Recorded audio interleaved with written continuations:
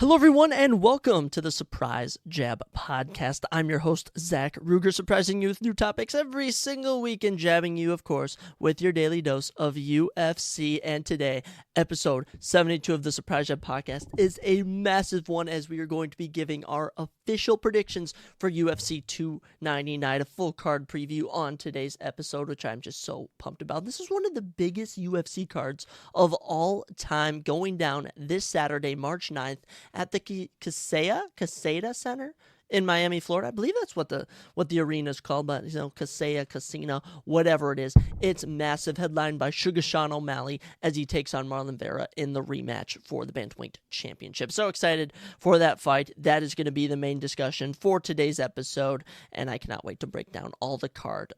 Just from the prelims to the main event, that's all we're going to be talking about primarily. I did have some other stuff planned, but I've just been on such a time crunch here on spring break, and I am going to Chicago. We are working to do maybe a surprise episode with the one and only Ryan Bonecki. Stay tuned for that potentially. And of course, I always need surprise topics for other episodes. So we could be talking about the Emerald tablets on a potential other episode. And of course, the 48 Laws of Power will be continued probably next week, I'm assuming, as I try to drag it out so I can keep bringing you guys new laws every day. But I do have a long car ride ahead of me today. We're going to Chippewa Falls, Wisconsin, to check out some bars for the night, stay at a hotel, and then tomorrow hit the road, head on down to Chicago, Illinois, see the family as my grandfather's 80th birthday. Shout out for an early birthday to Grandpa Tom, Grandpa Sailor, if you will. Everyone calls him Grandpa Tom. Does anyone have family members like that, where you kind of call them something like, like that's typically not just like Grandpa, their last name, but like maybe their first name, maybe like Papa or John. I have no idea, but that is going to be a fun time. Also going to be talking about a little movie I watched recently on today's episode, as well as a check-in with the NBA and NHL. So let's not waste any more time. Let's dive right into everything, which you may be wondering, Zach, what are we going to be starting today's episode with? And, if you thought it wasn't going to be some new UFC news, then you would be silly, because, of course, we kick off every episode going over some new UFC news, and we actually do have some. We have had two official fights announced in the last day or two since we last spoke. One of them being for UFC 302 going down June 1st, which UFC 302, I believe, is rumored for New Jersey, if I'm not mistaken, but this fight will be on the prelims. Is a welterweight fight between Mickey Gall and Basil Hafez. And Basil Hafez, 8-4-1 professionally. He is 0-1 in the UFC, but he debuted on short notice and took Jack Della Maddalena, who we'll be talking about later on today's episode, to a close split decision. It was absolutely amazing. It was a fight of the night, and I'm so excited they decided to bring him back. And as for Mickey Gall, I mean, there's little to love about Mickey Gall. 6-5 in the UFC, 7-5 professionally. Biggest wins are probably over Jordan Williams, Sage Northcutt, and CM Punk. All right, this guy hasn't been on the best streak as of late, but this is definitely his last chance to stay in the UFC. But I'm very excited to see what Basil Hafez has to offer. He hasn't really beaten anyone notable as of yet. He beat someone named Anthony Ivy, which I recognize as a potential name that I've seen on the prelims of the UFC somewhere, but you know what? Happy to see that fight going down on the prelims. Another fight announced for UFC Vegas 92, which is going down May 18th, of course, at the UFC Apex, in the men's lightweight division between Tom Nolan and Victor Martinez. Tom Nolan and Victor Martinez, both coming from Dana White's Contender Series, and both both having rough debuts starting out their careers in the UFC 0-1. Tom Nolan especially, who was recently KO'd in round 1 by, I believe it was Nicholas Mota, which was very shocking. Tom Nolan was 6-0 undefeated, and now will look to keep his spot in the UFC if he can win. Same thing for Victor Martinez, got finished in his UFC debut, which is always unfortunate. It's always unfortunate. I never wish for guys to be finished, but unfortunately, sometimes their skill levels just don't match up. Big news out of the fight world today, not UFC related, but it was announced that Saturday, July 20th, going down in Dallas, Texas, I mentioned, Mike Tyson will be boxing Jake Paul. I kid you not. And this is being put on by Most Valuable Players production or something. It's being put on by Netflix. It's going to be streamed live on Netflix. I kid you not. Mike Tyson, the 50-something-year-old, he's got to be almost 60, taking on Jake Paul, is an absolute joke. Absolute joke. The odds have already been released for this fight, and it's minus 500 Jake Paul. Mike Tyson is plus 325. So if you want to make some money, put your money on Tyson. But I mean, come on, there's just no way he wins, right? It was frustrating to hear this fight was made, because it's just, I'm not gonna say it's tarnishing Mike Tyson's legacy, but there's really no need for him to be taking this fight. He's just being sucked into this corny boxing. I mean, Jake Paul fought some jobber last weekend and TKO'd him in like round one. It was an absolute mess. I can't believe that this fight is actually occurring. I'm speechless. That's all I can say. I am absolutely speechless. Tell you what I'm not like completely speechless about, but I am very happy about, is that Sean O'Malley has pink shorts for his first title defense. That's right, the UFC has allowed him to use pink shorts. I'm gonna be honest, I rock with them. I'm rocking with these pink shorts. I think they do due diligence to just the type of person Sean O'Malley is. He's a goofy individual, resonates with the youth, and I'm excited to see how his first title defense goes. It should be interesting. It should be very, very interesting. So I don't know. A lot to talk about on today's episode when it comes to UFC 299. So we'll keep moving along. Like I said, not too much UFC news, if I'm being honest. I did hear word, or I saw through the Twitter machine, that the UFC is planning to do a fight night in Abu Dhabi in August, which, I mean, apparently there's rumors that the Saudi Arabian fight night that was going down in June is actually kind of falling apart because Saudi Arabia is losing interest in promoting it with how successful the PFL and Bellator event went, apparently. They don't know if they want to bring the UFC on, which would be a huge blow, and it'd be kind of a wake-up call to other MMA organizations that they can compete with the UFC, as MMA is starting to take over. You see it a lot on ESPN pages. You see it on a lot of just prominent sports pages. They talk about it a lot. It's been getting a lot of coverage from celebrities and stuff. And as much as the UFC dominates, you got to watch out. One Championship is huge in Asia. I don't know if that can really take over the American market. It does stream on Amazon Prime. But you got the PFL, you got Bellator. Those are pretty much the only competitors that can compete right now. We'll see what happens, but as for now, we'll sit by and wait for any new UFC news following UFC 299. Moving into a movie that I recently watched this past week with my girlfriend, which I actually put on because I love this movie, is Little Fockers, starring Robert De Niro and Ben Stiller. It is the third movie in this little trilogy. Basically Ben Stiller marries Robert De Niro's daughter, and Robert De Niro is this old army guy, old Marine or whatever, special ops guy from Vietnam, and he's super hesitant. He puts Ben Stiller through a bunch of different things, like lie detector tests, and it's basically one of those where it's like the father-in-law and the son-in-law finally get along in the end. It's like a rom-com, if you will, but I found it very good. It did get a 5.5 out of 10 on IMDb and a 9% on Rotten Tomatoes, but it's not meant to be like a Dune Part 2 type of movie, which is just a cinematic masterpiece. It's meant to be something fun you can just watch with the family, watch with your girlfriend. Hey, watch alone if you're looking for some funny laughs. And there are some funny moments in this film. It might I just add, the budget for this movie was $100 million, and it made $310.7 at the box office million, that is. You can watch this on Netflix, Amazon Prime, Apple TV, Fandango. But you also have Owen Wilson in this movie, Dustin Hoffman, you have Barbra Streisand. There are just so many good actresses and actors in this film. And I'll say the kid in this movie, the son, is so funny. He's like 5 years old, and just the stuff he says is so funny. There's this one scene where they're at the dinner table, and the daughter, he has like a daughter and son. They're both 5. They're twins, and the daughter takes more like Robert De Niro, and the son takes more like Ben Stiller, if you will. And the daughter asks something about why do you not like lizards, Grandpa? And he explains that like they laid eggs in his ear when he was in Vietnam. And the little boy raises his hand and he goes, Grandpa, can I ask you a question? And he's like, oh, of course, yeah, ask away. And he's like, do girls poop out of their vagina? And like the whole dinner table just goes silent. Everyone's just looking at each other. It's just such a funny, comical scene. There's also a scene where he asks if he can climb a rock wall, and Ben Stiller's like, of course you can. And Robert De Niro's like, I don't think he should be climbing that rock wall by himself. And Ben Stiller's like, this is a good teaching moment, Jack. That's Robert De Niro's character's name. And he's like, it's a good teaching moment for him, learning independence. By the way, I know my kids. I know how well they are. And you just see in the background him falling off the top of the rock wall and just absolutely absolutely eating it on the ground. It's a pretty comical movie. I'd say I don't know if the other ones were as good. I believe they were. I think it was because Meet the Parents was the original one.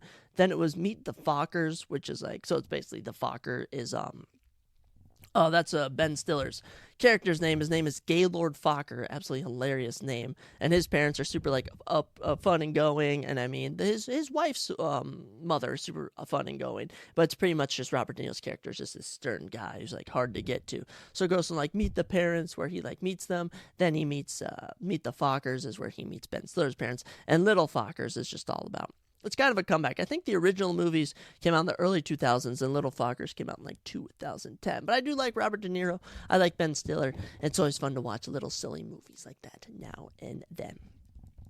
Let's move on from our little movie conversation to we only have three more things to talk about on this episode, so it shouldn't be too long. But we have to check in with the NBA and the NHL. I mean, I haven't checked in with the NBA and the NHL in quite a while. It's been much too long. So let's dive in and see what I've missed in my time away. I will say, I did see news that Karl Anthony Towns may be getting season-ending surgery, which would be an absolute blow to the Timberwolves. But, it's just tough to say. Tough to say what will happen there's just so many injuries nowadays in the sports world. And I don't know if it's just from overplaying, it's just from being definitely not reckless. Let me just say the games are so much more safer than they were in the old days, but who knows? Checking in with the standings in the Eastern Conference, the Celtics are still the best team in the NBA with 48 wins, 13 losses, an impressive 29-3 home record. They are 9-1 their last 10. They did lose the other night, but I mean, 48 wins, clearing away with the season, and with only about 20-something games left to play on the year, Celtics could very much hit that 60-win mark. Actually, 48 plus 13, doing some quick math on the go, that is 61. There are actually 21 games left to play. So if the Celtics can win 12 of their last 21 games, they can get to 60 on the year, which would be very, very impressive. If they win their last 20, they could finish with 69 wins or something. I don't know. That won't happen, but good on the Celtics. They've already clinched, I'm pretty sure, a playoff position. They're the only team to clinch a playoff position. Impressive. Second team in the East, the Milwaukee Bucks. Only a game ahead of the Cavaliers, who are in third, but the Bucks, they got Giannis Antetokounmpo, Damian Lillard, 41-22 record. They are 8 games behind the Celtics, though, which is pretty absurd. 7-3 of their last 10. They have been decent at home, 25-7. It'll be interesting to see how the playoffs work, because Damian Lillard, of course, playoff legend. Giannis Antetokounmpo, one of the best players in the league. I'm interested to see how that dynamic works in the playoffs. Cavaliers in third, this young team with Donovan Mitchell. You got Darius Garland, you got Evan Mobley. Pretty good young core, 40-22. They've also hit that 40-win mark.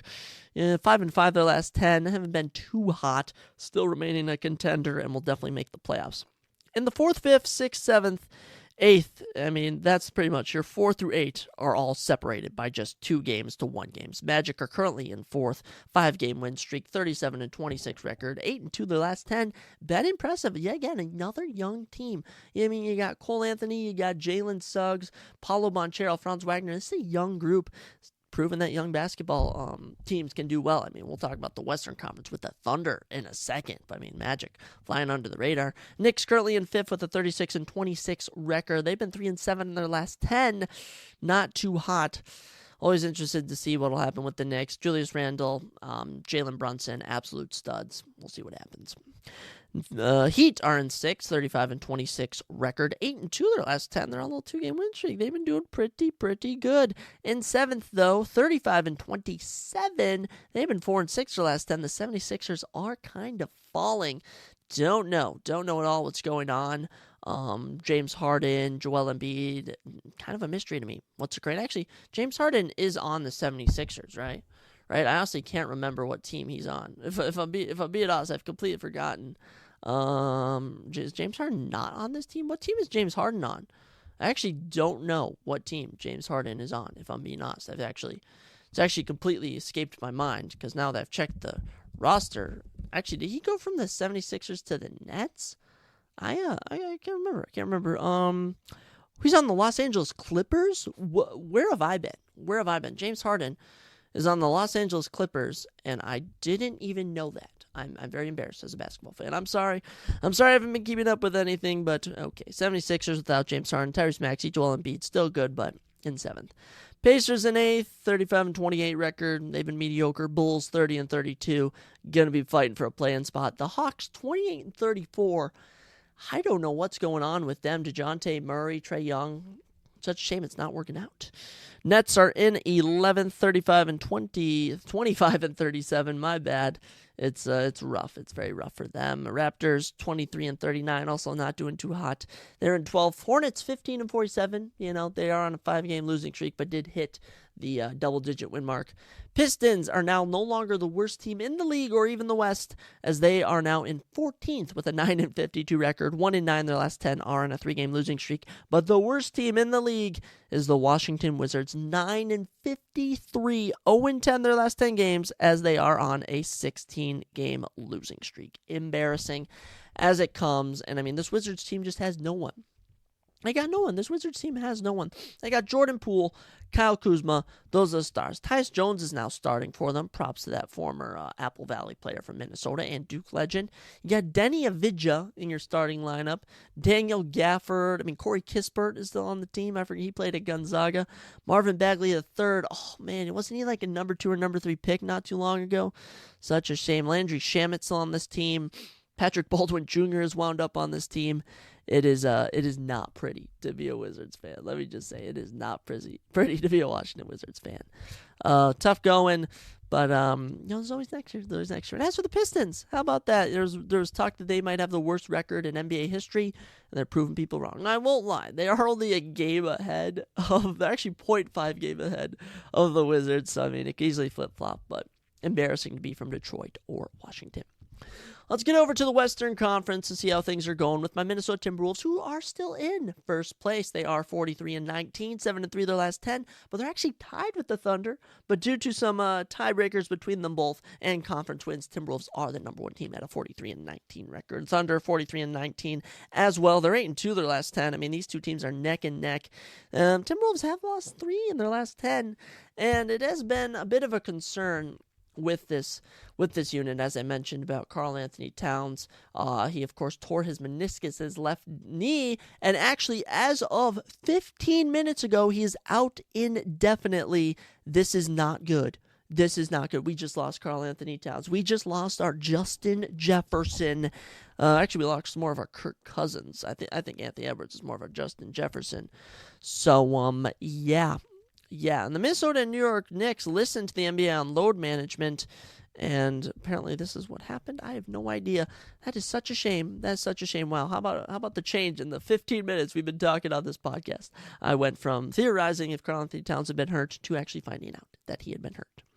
Thunder 43-19 though, impressive stuff. Shai Gilgeous-Alexander, Chet Holmgren, Jalen Duren. This young core is amazing. They should be a threat in the playoffs. Third place, Nuggets, 42-20. They've hit that 40-win mark. Nikola Jokic, what do you want? Jamal Murray. This is the reigning champions. We'll see if they can return to their premier spot atop the NBA. Fourth spot, the Clippers, 40-21, coming off a win the other night. They are 5-5 the last 10. And this team is absolutely loaded, as I completely forgot James Harden isn't on the team. Besides James Harden, they had Kawhi Leonard, Paul George, Russell Westbrook, Ivica Zubac. You got Terrence Mann coming off the bench, Norman Powell, PJ Tucker. This team is stacked. That starting lineup, imagine hearing that back in 2015, that your starting lineup is Russell Westbrook, James Harden, Kawhi Leonard, Paul George, and I guess you got Ivica Zubac, but just a crazy, crazy lineup for this Clippers team. Still in fourth, though, as we've learned in the past few years that it is not super teams that win championships. It is well-put teams. In fifth place, the Pelicans on a little 2-game win streak, 37-25. They'll try and sneak into the playoffs. If I'm the Timberwolves, I would want to play the Pelicans in the playoffs. They are not that dangerous of a team. Sixth place, though, the Suns, 36-26. They may be 5-5 their last 10. Okay, but Devin Booker, Kevin Durant, dirty duo. And Yusuf Nurkic was putting up freaking 31 rebounds the other night. Are you kidding me? That is insane. Dangerous team. Kings 35-26. I just saw Malik Monk put up 39 points on the Timberwolves, and I saw De'Aaron Fox put up 44 points on the freaking Lakers. That is a good team. In 8th, the Mavericks, 34-28 on a 3-game losing streak. Luka Doncic needs some help. Clearly, Kyrie Irving was not the answer. Luka needs help. In 9th place, the Warriors, still working to get into a play-in spot. Steph Curry has no help whatsoever, 33-28 record. They are 7-3 of the last 10, though, so not too bad. In 10th place, the Los Angeles Lakers. They are coming off a loss, 34-30 record. LeBron doing the most he can. Absolute stud this season. Broke the 40K point mark. He is breaking records as he goes. In 11th, the Jazz, 28-35, and 12th, the Rockets, 27-35. Grizzlies are in 13th, 22-41. Trailblazers, 17-44. Second worst team, and the worst team in the West, but not in the league, is the Spurs, 13-49. You know what, Victor, you'll have a good team before you know. But for now, Victor Wembanyama is running away, might I add, with the Rookie of the Year. And it is very impressive seeing how good he's been playing this year. So props to him. We'll see what the rest of the season beholds. But yes, Timberwolves, Thunder, Nuggets, tight race at the top. I'll even throw the Clippers in there for the top 4 teams in the Western Conference. But as for the East, Celtics will be your number 1. Bucks and Cavaliers battling for 2. That 4 through 8 is just absolutely loaded. Checking out our top 5 for some averages on the season. Points per game, despite the Mavericks being in 8th, Luka Doncic averaging 34.6 points per game. That is ridiculous. There's only 2 other players averaging 30 points. That is Shai Gilgeous-Alexander with 31.1 and Giannis with 30.7. Luka is an absolute stud. I really hope he gets a ring. At some point in his career, he should be getting a ring, but he needs help. Someone get this man some help. Someone get this man some help, okay? As for Shea, expected with this Thunder team. He's been a star. Giannis, Bucks are a top team. Donovan Mitchell's in 4th, averaging 28 points per game. Kevin Durant, 27.9 in 5th for the Suns. Rebounds per game, I always love this. Domantas Sabonis averaging 13.5 for the Kings. I was glad we got him out of Indianapolis and we got him to a place like Sacramento where the team is really starting to fit together. In a year or 2, they could be our top contender. And second, of course, Rudy Gobert, 12.8. With Cat out, we do lose an absolute role player right there, but Rudy Gobert can hold down in the paint. He could be winning Defensive Player of the Year this year.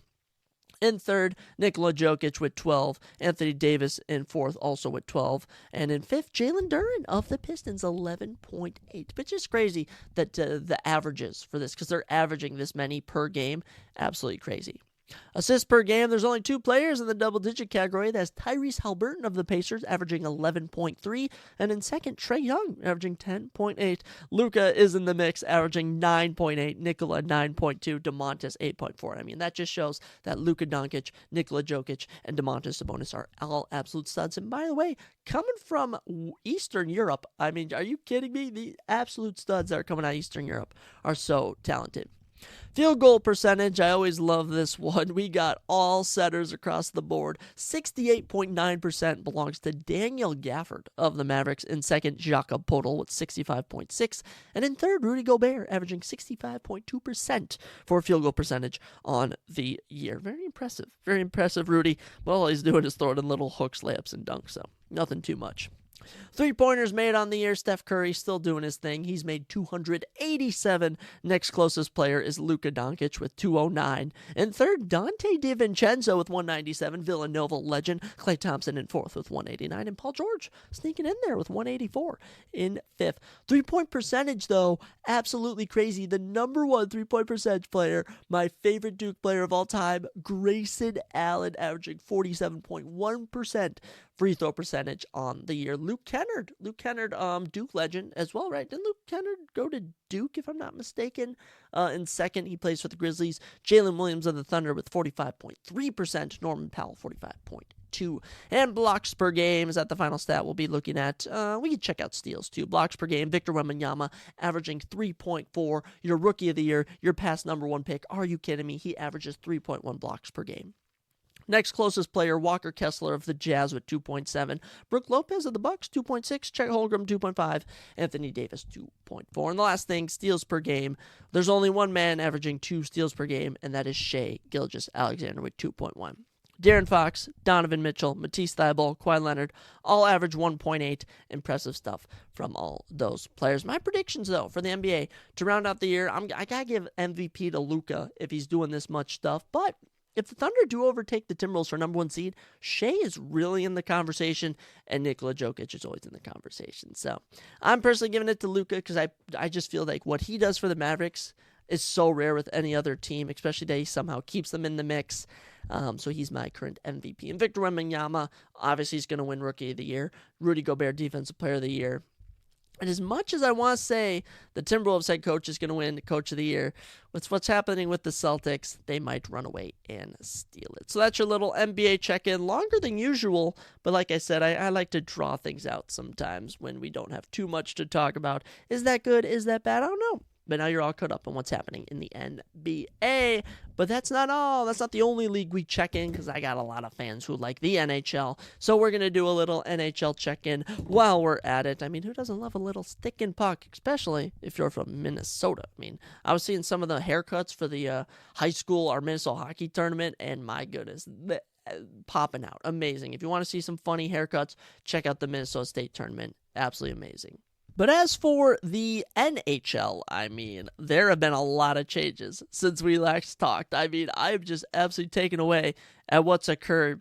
Let's check it out. Let's start off with the Eastern Conference, as the Florida Panthers are now the number 1 team in not just the Eastern Conference, but the league. The only team to reach 90 points as of right now. Most wins in the league, 43 wins, 16 losses, 4 overtime losses. They are 9-1 their last 10 on a 6-game win streak, plus 61 point differential. I mean, super, super impressive. And this came out of nowhere. I mean, last time I checked, it was the Bruins, the Canucks, the Rangers. Instead, you know what? Panthers out here getting it done. Checking out their website, trying to find out who the star player is. It does seem that they just added Vladimir Tarasenko to a deal, if I'm not mistaken, judging by their website. They also signed Gustav Forsling. They've also signed Jonah Gajovic, and that's just all as of late. So a lot of studs being added to this roster, but I recognize Vladimir Tarasenko.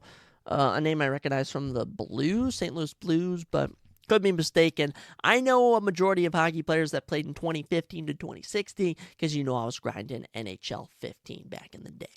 Second team in the Eastern Conference, and also not too bad themselves, the Boston Bruins, 87 points. They have gone 4-1-5 their last 10, which makes a lot of sense since last week they were the number 1 team with 84 points, and now they're the number 2, but 36 wins, 13 losses, 15 overtime losses. I find that absolutely crazy. The Bruins are taking teams to the shootout, taking teams to overtime, and not being able to get the job done, but nonetheless, probably going to get the number 2 seed in the conference. Number 3, the New York Rangers, 84 points on the year, 40 wins, 18 losses, 4 in overtime. I believe they're the only, them and the Florida Panthers are the only teams in the Eastern Conference to have 40 wins, which is super impressive. They are coming off a loss the other night, but 7-2-1 their last 10, not too shabby. And fourth, the Toronto Maple Leafs. Austin Matthews leading this team to a 36-18-8 record. They do have 80 points, so they are in the 80-point club. Plus 32-point differential. 8-2, their last 10. Can't really beat that, but I won't lie. When you go on a tear like the Florida Panthers 6-game win streak, it does wonders for you when the number 2, number 3, number 5, number 6 teams are all losing. It's pretty interesting to look at. Hurricanes in 5th, 78 points for them on the year, 36-19-6 record. They are coming off a loss, and they are 1-4 in the shootout. So if you're taking the Hurricanes to the shootout, you're probably in for a good time. 29 plus 29 point differential. Good for them. The Detroit Red Wings, 33-23-6 record. They have 72 points, plus 16-point differential, but 3-game losing streak, 6-4 their last 10, has had them fall down to the number 6 spot. Last time I was playing with the Detroit Red Wings in NHL, I was playing with Datsuk. What is his name from Russia? Datsuk or whatever. Dude, that guy was an absolute killer. But Detroit Red Wings kind of fly under the radar for being a good team in Detroit with how good the Lions have been, but definitely overshining the Pistons of the NBA, let me tell you that. Seventh place, we got the Tampa Bay Lightning, 33-26 and 6 record. They also have 72 points on the year. Of course, if no one knows, you get 2 points for a win, 1 point for an overtime loss. Just to check in with that, and that is how they tell who is the top team. They don't really go by record, but usually, if you get more wins, you're going to have more points, if that makes sense. Tampa Bay Lightning, 5-4-1 their last 10. They are 3-0. In the shootout. Pretty impressive.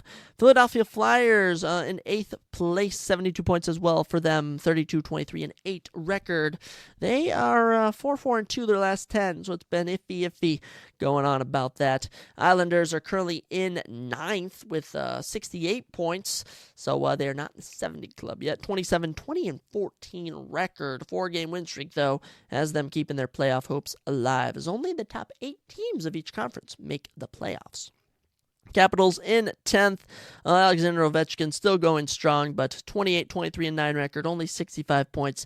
Capitals are going to need to make a late season push, as they only have, doing some quick math, I believe 22 games left. I believe the NBA and NHL are both kind of in that era of part of the season where they have 20 to 22, 23, maybe 19 games left. It's all coming down to around that 20 mark. Penguins, 64 points, are in 11th. They're going to need to do something. Plus 10 point differential, but in 11th? It just shows that they're losing close games. So, unfortunate for them. New Jersey Devils, 30-28 and 4, but do have a minus 14 point differential. 3-7 their last 10. 3-game losing streak. Sabres are in 13th, Canadiens in 14th, Senators in 15th, and the Columbus Blue Jackets are in last of... Is it the league? We'll check it. We'll check a second, but they have 52 points. So as of right now, they might be the worst team in the league. Definitely the worst team in the Eastern Conference. 21-31 and 10 record, minus 41 point differential, but they've gone 5-5 the last 10. Ottawa Senators and them definitely flip-flopping, as Senators are on a 5-game losing streak. 25-32 and 3 record. Not too hot. Other than that, nothing too much. Biggest story in the Eastern Conference for me is that the Panthers are the number 1 team now with 90 points. And as we check in with the Western Conference, this team...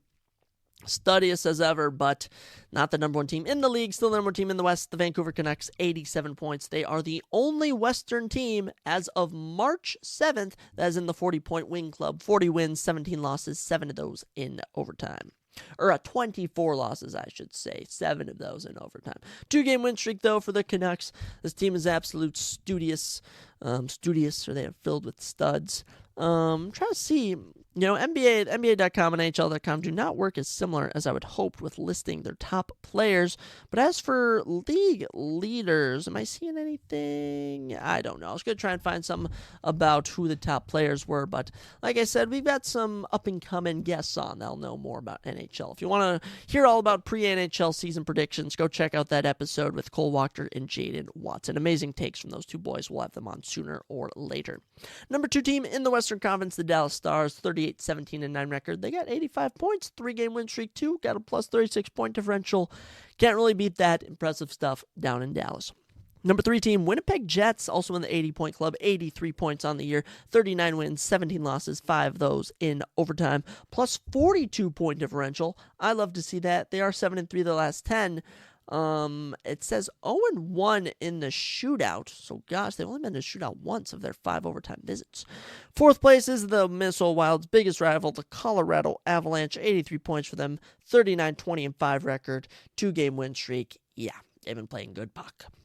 Number 5 team, Edmonton Oilers, led by Leon Draisaitl, and the best player in the league, Connor McDavid, if I'm not mistaken. He's the best player, right? Connor McDavid.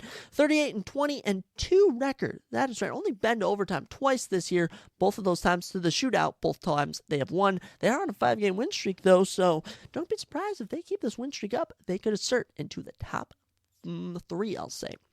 Los Angeles Kings in 6, 73 points for them, 31-19 and 11 record, 6-3 and 1 their last 10. I remember back when I used to watch NHL all the time, the Kings were the top dog, and one of my buddies, Casey, was a huge Kings fan. He used to have this, I believe it was a Los Angeles Kings jacket or something.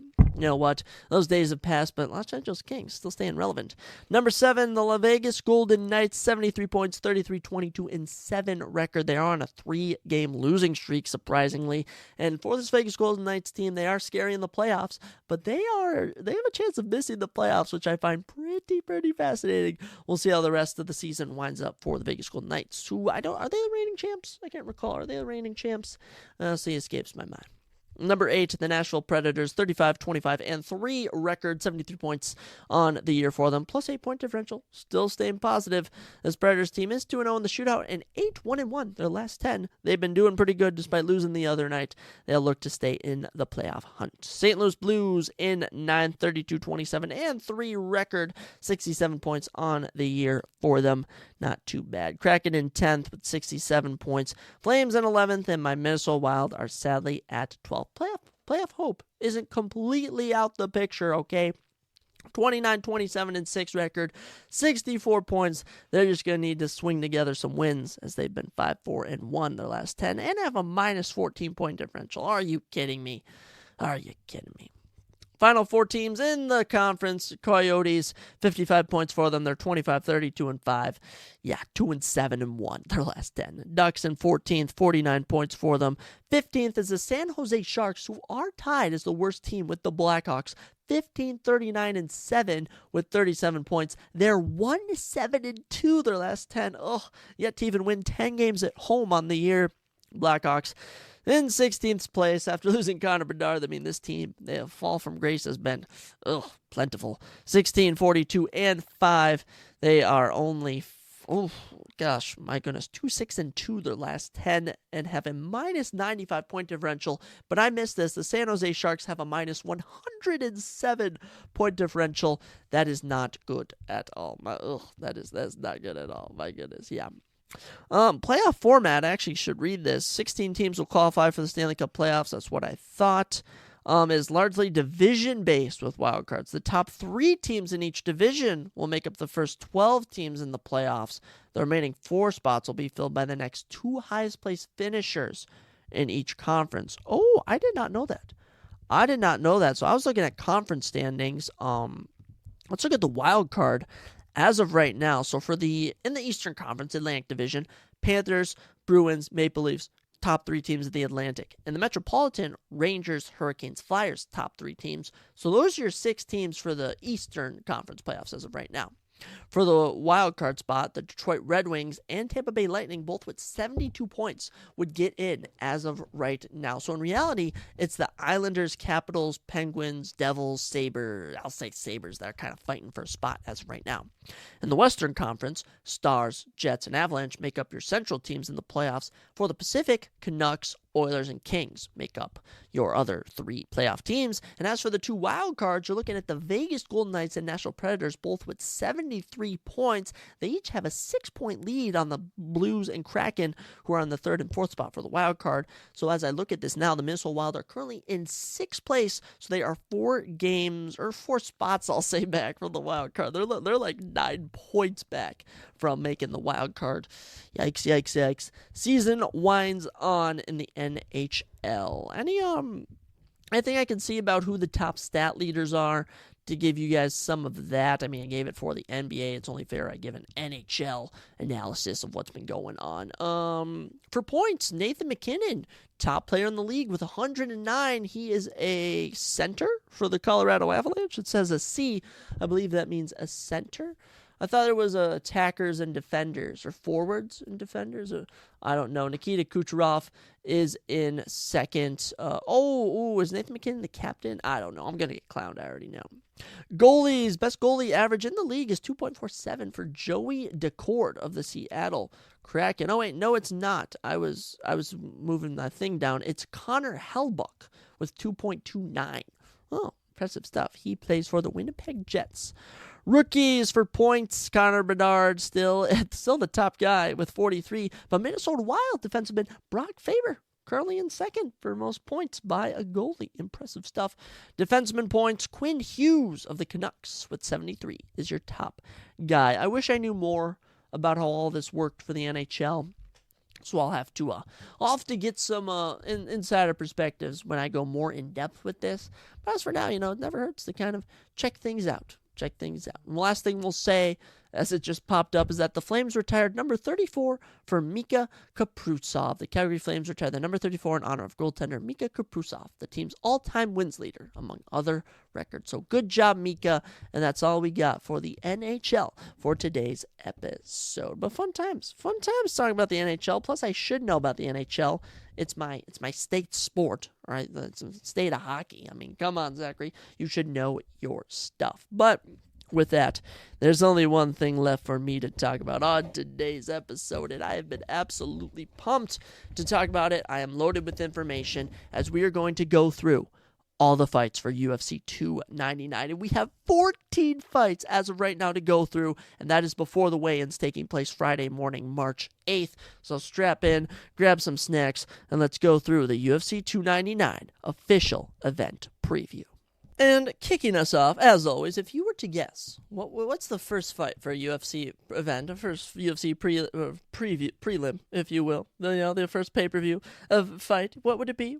Of course, it's a women's fight. That's right, we're heading to the women's flyweight division to kick off this card. And I thought these women were ranked, but it turns out they aren't.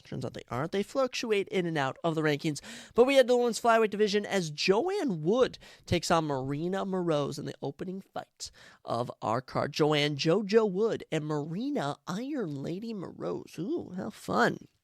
Joanne Wood, 16-8 professionally. Marina Moroz, 11-5. 5'7" to 5'6" gives Marina Moroz a 1-inch height advantage and a 2-inch reach advantage for Moroz as well. 67 inches to 65, an orthodox stance for both of these women. Joanne Wood, 38 years of age. She was born in Irvine, Scotland, but now fights out of Las Vegas. She has a Muay Thai base, so if you're going to be expecting what you want to see first, it's probably going to be on the feet. Maybe she'll go for some takedowns, but let's have some fun facts about her. Syndicate MMA is where she trains. Also notable fighters that train there is top 10 men's light heavyweight Khalil Roundtree Jr., Daniel Rodriguez of the men's welterweight division, and Ode Osborne, who you'll recognize him on some UFC Apex cards.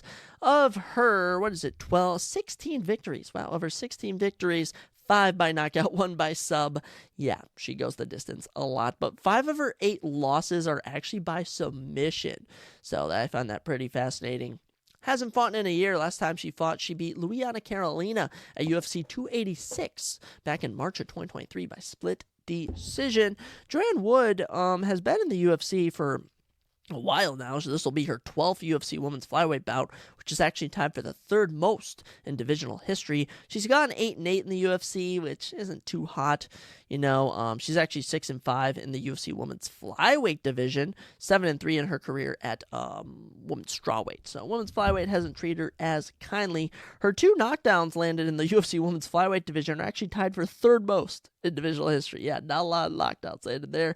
And she has actually landed 907 significant strikes in UFC Women's Flyweight competition, the most in divisional history. She has also landed 68 leg kicks at UFC 238, which is the third most landed in a 3-round fight in women's history. Marina Moroz, her opponent, though, is where we'll be going next. I mean, I'm all over the place with some of my notes here. I took way too many notes for this card, but Joanne Wood, just to give you guys some history, I mean, she's been in the UFC since 2014. She's fought a who's who of the women in this division. I mean, I'm talking Alexa Grasso, Talia Santos, Lauren Murphy, Jennifer Maia. But the fun fact about this fight against Marina Moroz is they actually fought in 2015, 9 years ago, and she got armbarred by Marina Moroz in round number 1. So I find that very, very fascinating. As we check out Marina Moroz, 32 years old, from Volgodonsk, Ukraine. She actually trains that American Top Team, which they have branches across the whole world, but very notable gym. 1 KO and 6 submissions make up her 11 career victories, and she's only ever been finished once in her whole career. She's gone 3-2 since she moved up to the UFC Women's Flyweight division in March of 2019, and her 2 fight night bonuses in the Women's Flyweight division are actually tied for second most in divisional history. She is unfortunately on a 2-fight losing streak. She was submitted with a second left in round 1 back in August by the dangerous Karine Killer Silva, and before that she lost a unanimous decision to Jennifer Maia, but Marina Rose, staple of the women's fighting in the UFC. I mean, been in here since 2015. Fought in Carla Esparza, Angela Hill, holds wins over Mayra Bueno Silva. I mean, this is going to be an interesting fight. Not need to really dive too much more into this as it's only the first women's fight, or first prelim of the night, I'll say. Is this the only women's fight? Actually, there's another women's fight, but we're going with, what's her face? Marina Moroz. I like what I see from Marina. This is a toss-up for me, and I usually like to pick the underdog, and we'll say unanimous decision. Maybe it's a split decision, unanimous, split. We're going with Marina Moroz. And that's just simply because she's fought more recently than Joanne Wood has. I mean, she has a bit of height, bit of reach, and she's beaten her before. So mentally, might still be with her. Move into our next fight of the night. I mean, they just get better as we go along. We head to the men's flyweight division as CJ Vergara takes on Asu Almabayev. Nickname is Zulfikar. I mean, oh my goodness, what a cool name. CJ Vergara 12-4-1. Asu Almabayev 18-2 professionally. 5'6" to 5'4" gives CJ Vergara 2 inches in height and 3 inches as reach as well. 68-65. Both fighters stand in the orthodox stance. CJ Vergara, my goodness, what is there not to love about this man? 32 years old from San Antonio, Texas. He trains at Spratt Hybrid Systems. Of his 12 victories, 7 by KO. And of his 4 losses, though, 2 are actually by submission. He actually has landed 85% of his significant strike attempts in the UFC flyweight division, the highest rate at the moment in divisional history. Vergara also lands 5.92% of his significant strikes per minute, and for the UFC flyweight division, that is the most in divisional history. Wow, very impressive. CJ Vergara currently on a little 2-fight win streak. He is 3-2 in the UFC after winning on Dan White's Contender Series Season 5 back in 2021.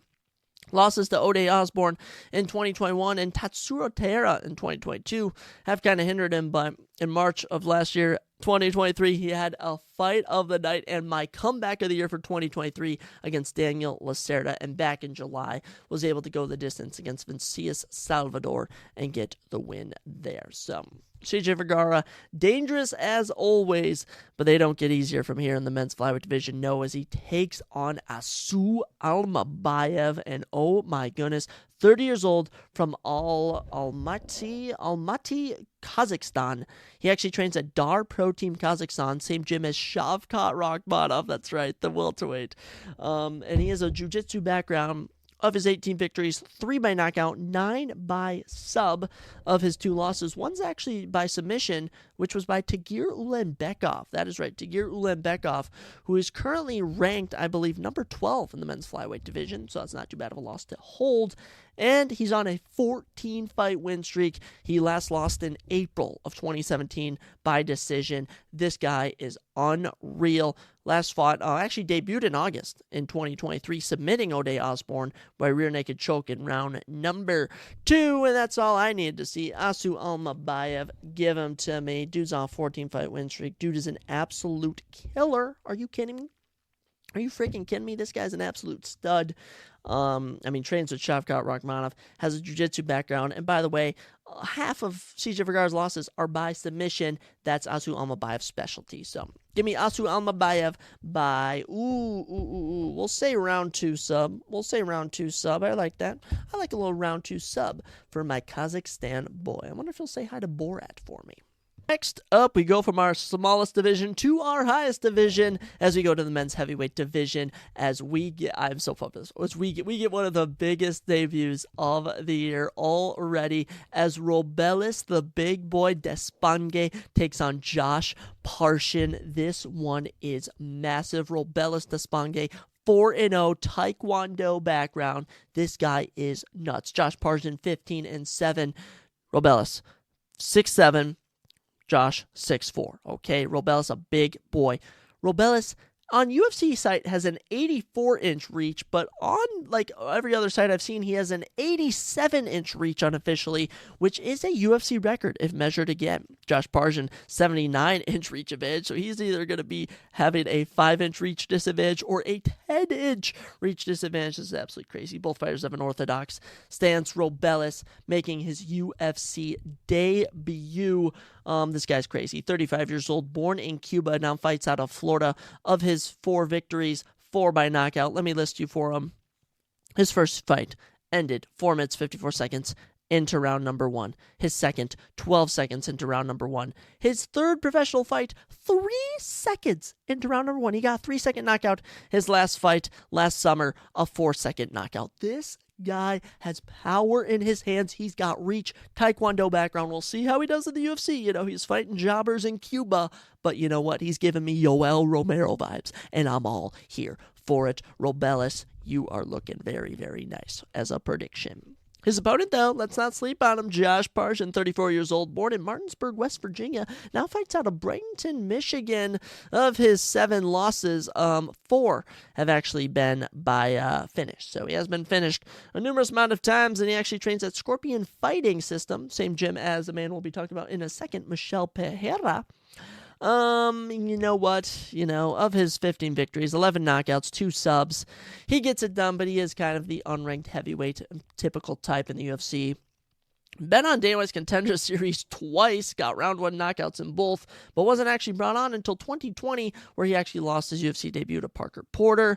In June of 2021, won a split decision, his first UFC win. After that, got brutally outgrappled by Dontel Mays, but then, June of 2022, got a performance of the night TKO of Alan Badeau, a little comeback win there, but that was his last win. Last year, went 0-2 with losses to Jamal Pogues in February, and got Kimura'd in round 1 by Martin Buday. Josh Parjan, I hate to tell you, but I'm riding this Robelis train. He's got the reach. He's gotten the knockouts before. Give me round 1, Robelis knockout. I mean, come on. Knockout cold. Okay, I'm riding with this Robelis guy. He fascinates me greatly.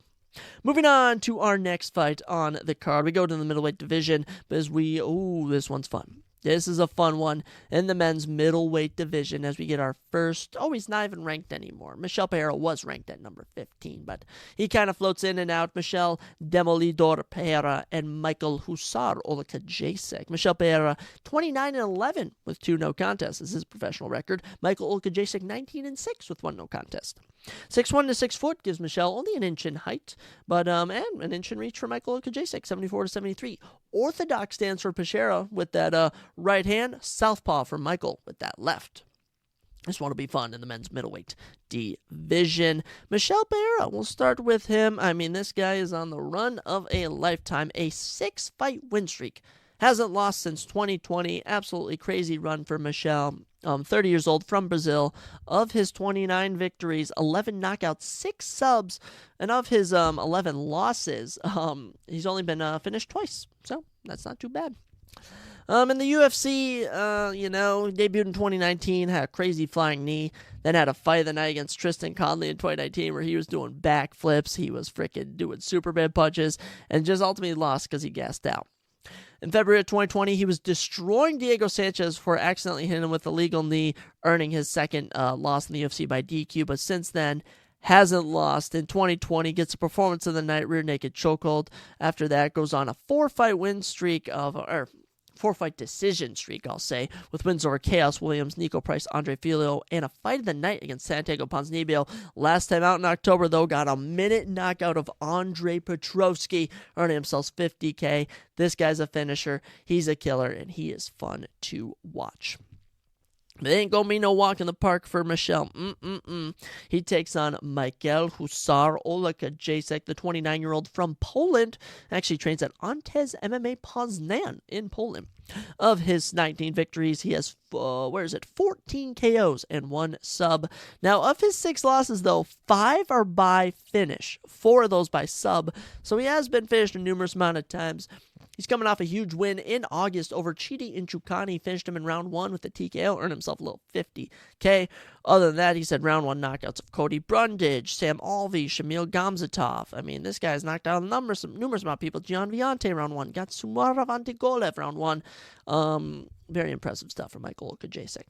Last loss, he got rear naked chokeholded by Kyle Barallo, who's currently ranked number 15th in the men's middleweight division. That was back in April, but you know what? This is going to be whoever can take control of this fight right off the rip. And I'm going with the man who's on a 6-fight win streak, Michel Pereira. I say he gets it done. And I even say Michel Pereira wraps up a little round 2 submission. That's just what I'm seeing.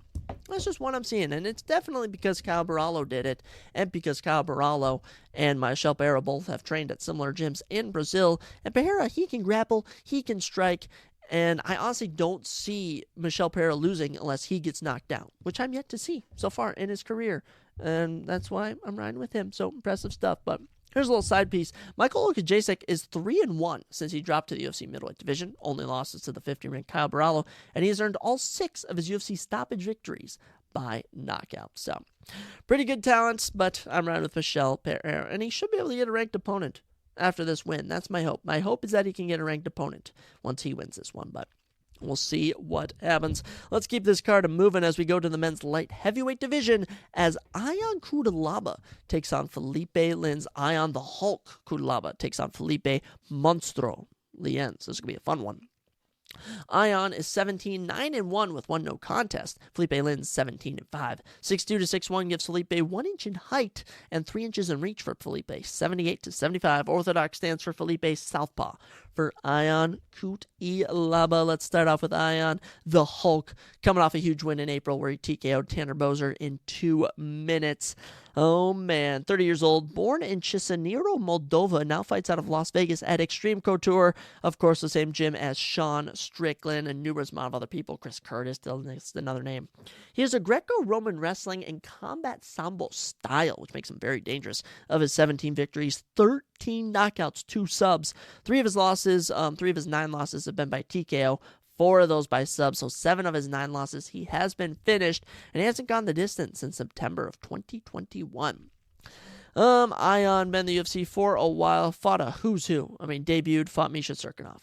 He's had a fight of the night, lost to Jared Cannonier. He's been submitted by Glover Teixeira. He's TKO'd Khalil Rountree Jr. in round number 1. He has 2 round 1 knockout losses to Magomedov Ankalaev, a draw against Dustin Jacoby. He's been submitted in round 1 by Ryan Spann, Johnny Walker. He's been TKO'd by Kenny Nchukani. This guy just gets around, and Ion Cutelaba is so fun. He is 2-5-1 in his past 8 fights, as I've kind of hinted at since February of 2020, but he does complete 58.6% of his takedown attempts, and for the UFC light heavyweight division, that's the second best rate in the division.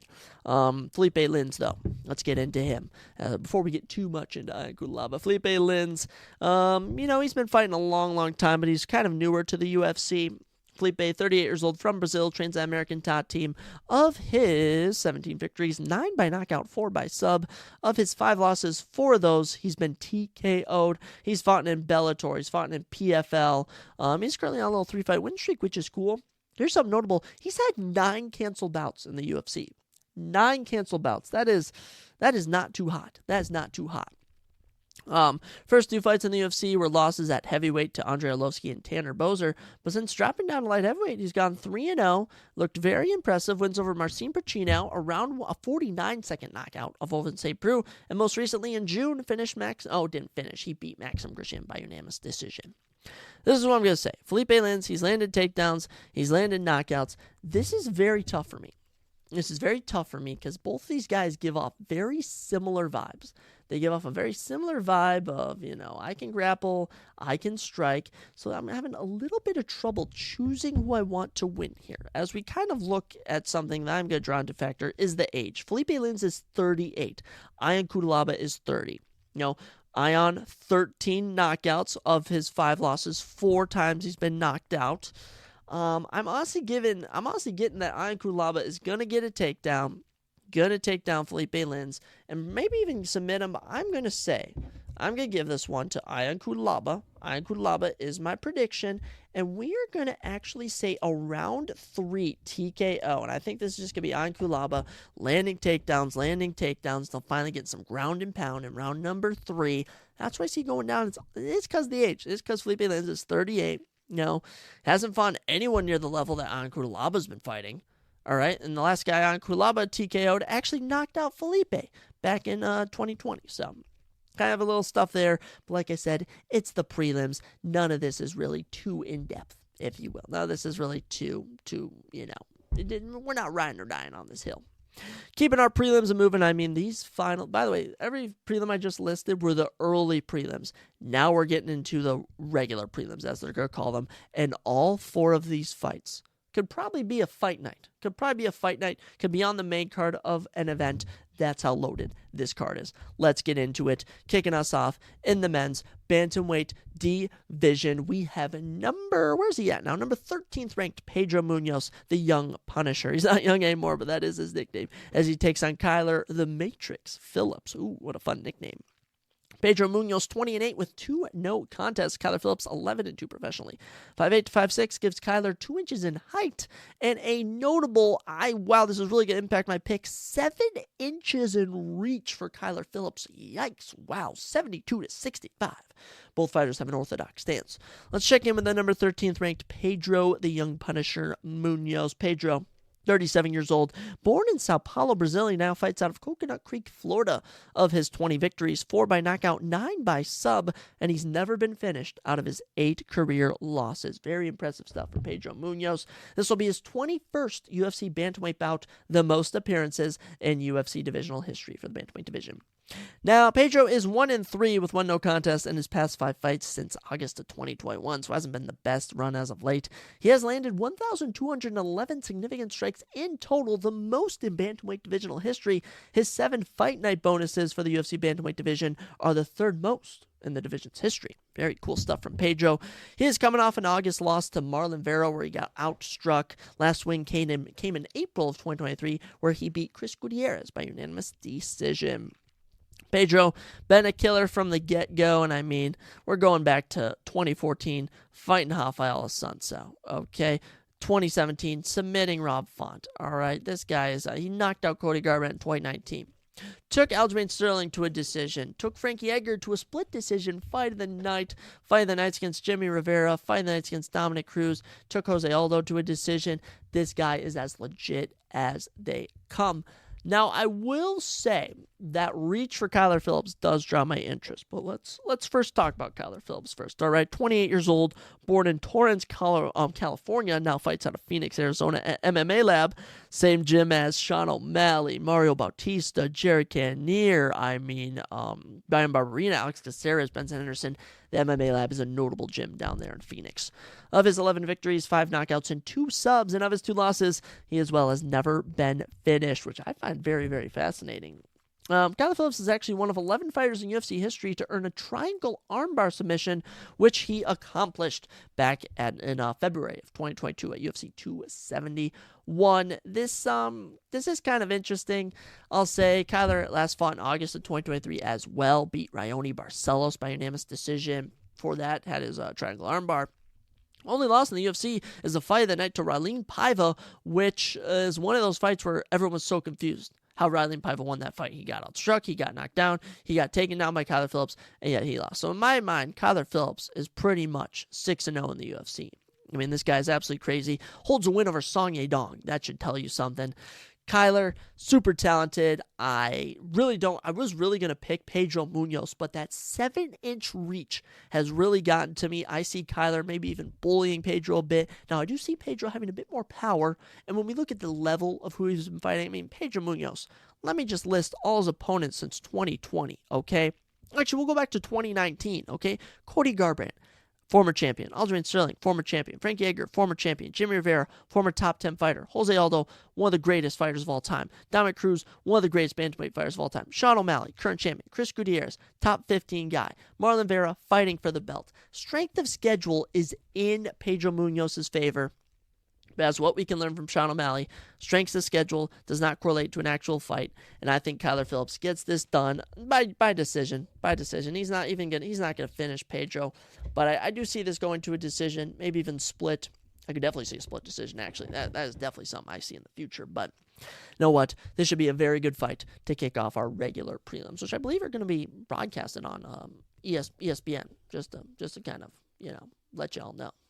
Moving on to our next bout, which I am absolutely stoked for. I'm so surprised this wasn't on the main card. This is an absolute stud of a fight. Lightweight matchup between Matus Gamer Gamrot and Rafael Dos Anjos. Matus Gamrot, 23-2. 23-2 with 1 no contest professional record. Rafael dos Anjos 32-15. 5'10" to 5'8" gives Mateusz Gamrot a 2-inch height advantage. Both fighters have a 70-inch reach advantage, and both stand in the southpaw. And let me just tell you, we got a banger here. Mateusz Gamrot, the number 6 men's lightweight in the world. Rafael dos Anjos, the number 11 men's lightweight in the world. That's right, we got a little top 10 action going on here. Let's start with Mateusz Gamrot. I mean, come on. Come on, fellas. I mean, this guy's an absolute killer. 33 years old from Poznan, Poland, trains at Sizwe, Smok, and American Top Team. He is a wrestler, and of his 22 victories, 23, my bad, 8 KOs and 5 subs. So he is kind of a decision machine at times, but he's a good fighter, okay? Debuted in October 2020 and had a split decision fight the night, lost to Guram Kudladze, which a lot of people thought Mateusz Gamrot won. Followed it up with a round 2 TKO of Scott Holtzman, a round 1 Kimura of Jeremy Stevens, and a round 2 knockout of Diego Ferreira. For winning a fight of the night unanimous decision against Arman Tsukri in 2022, it propelled him to a title eliminator against Beneil Dariush, where he unfortunately lost by unanimous decision. Last year, though, wins over Jalen Turner and Rafael Fiziev have propelled him to a very good spot sitting, and I'm excited to see what Mateusz Gamrot has to offer. This guy is super talented, but I will say this is super fascinating. In his UFC run, he has been dropped 4 times, never finished. This guy he's never been finished, but I mean, just pretty fascinating that he's been dropped so much. Jalen Turner dropped him, Beneil Dariush dropped him, Arman Tsukri dropped him, Guram dropped him. Yet to knock him out. His opponent, the great Rafael dos Anjos. Oh man, we could talk about him for forever. I mean, 39 years old from Rio de Janeiro, Brazil. Trains at King's MMA, same gym as Beneil Dariush and Giga Chikadze, to name some notable fighters there. Of his 32 victories, he has 5 KOs and 11 subs, so only has about 50% finish rate. And he's only been KO'd 3 times, though, of his 15 losses, which isn't too bad, and he's never been submitted, which I find fascinating. Rafael dos Anjos will become the 5th fighter in UFC history to make 35 octagon appearances this Saturday. His total fight time of 8 hours, 26 minutes, and 49 seconds is the most in company history, and he's actually the only fighter to reach 8 hours of octagon time. He's also one of 10 fighters in UFC history to earn 21 or more octagon victories, and his 12 decision victories in the UFC are tied for 3rd most in company history. So, like I said, decision machine. Last fought in August of 2023, lost the decision to Vicente Luque. Before that, had submitted Brian Barberina, but I mean, that was in 2022. So Dos Anjos hasn't fought in, anyone in the lightweight division since he got knocked out by Rafael Fiziev in July of 2022. So been a minute for Rafael Dos Anjos, but this guy, former men's lightweight champion, he's fought in Khabib Nurmagomedov, Donald Cerrone, Nate Diaz, Anthony Pettis, Tony Ferguson, Eddie Alvarez, Robbie Lawler, Colby Covington, Kamaru Usman, Leon Edwards. I mean, just the names just keep going on and on. We could talk about him forever, but I'm a man who likes to bet risky. I like to bet risky. Nonetheless, I think Mateusz Gamrot's going to win this. I think he's going to grapple him.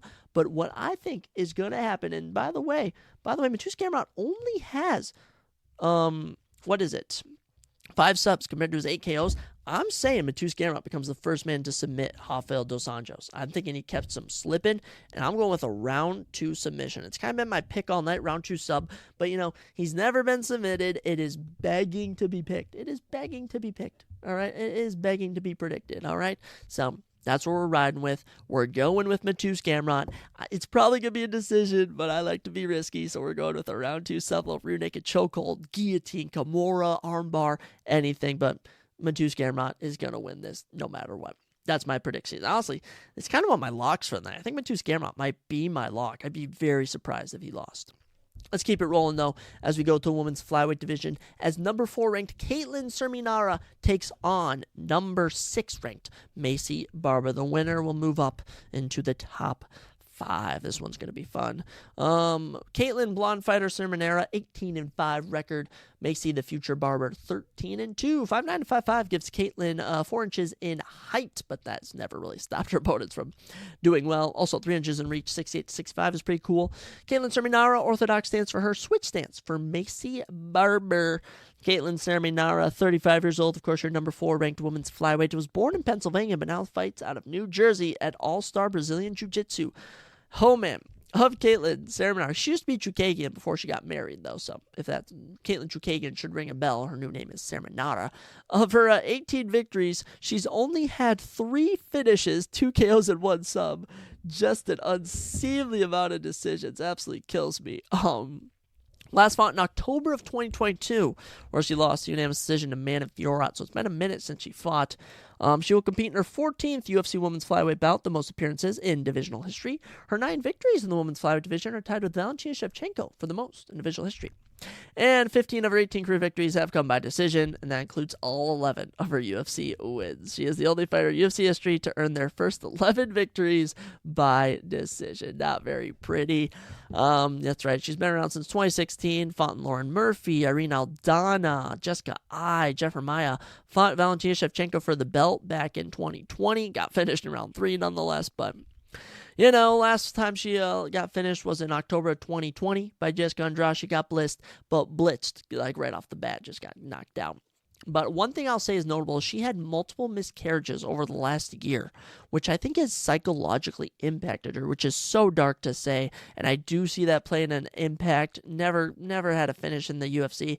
Been out of action for, now it's probably like 15 months, 16 months. So Saramanara, not looking too good about what's coming your way, as you're going to have to take on the future Maycee Barber, riding a 5-fight win streak. The 25-year-old from Milwaukee, Wisconsin, trains at Fort Collis MMA.